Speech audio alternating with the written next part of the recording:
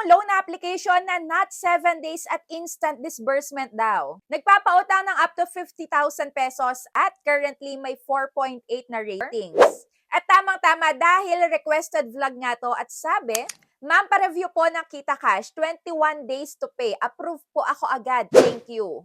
Silipin nga natin kung ano ba yung nasa loob ng loan application na to, kung okay ba siyang utangan ngayon, ano yung mga hinihingi na requirements, at kamusta ba yung loan details. Kaya kung makita nyo man yung ads nila online, naku, wag muna kayo mag-install, panoorin nyo muna to hanggang dulo, saka kayo mag-decide.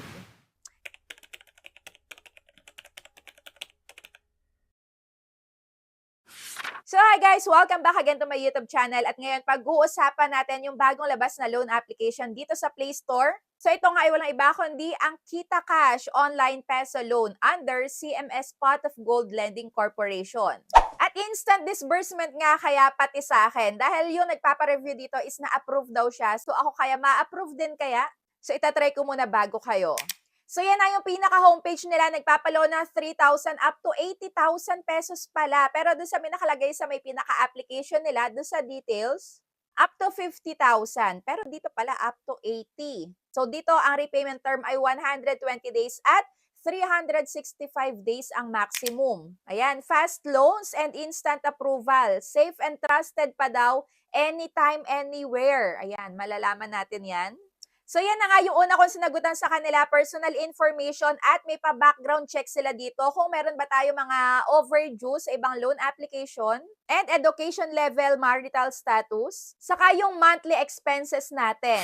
At dito naman sa may work information, may nakalagay na others. Kaya ibig sabihin kaya nito, okay lang kahit na unemployed. So ayan nga, ilalagay din yung payroll, monthly income at next pay date. And after nun is tatlong contact references naman yung nire-require nila. So marami-rami to.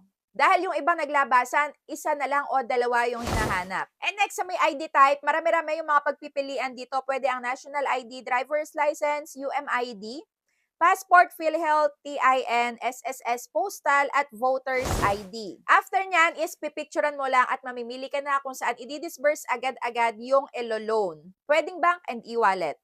And after nga niyan is na-offeran ako agad-agad ng 1,000 up to 3,000 pesos. So ito pala yung sinasabi nila na not 7 days. Yes, hindi siya matatawag na 7 days na isang bayaran lang kasi may pamimilian dito na dalawang bayad na 7 days o kaya naman ay tatlong bayaran na 7 days din ang interval. So ibig sabihin lumalabas na 14 days, dalawang hulugan, 21 days, tapos tatlong hulugan naman. So, yun pala yung sinasabi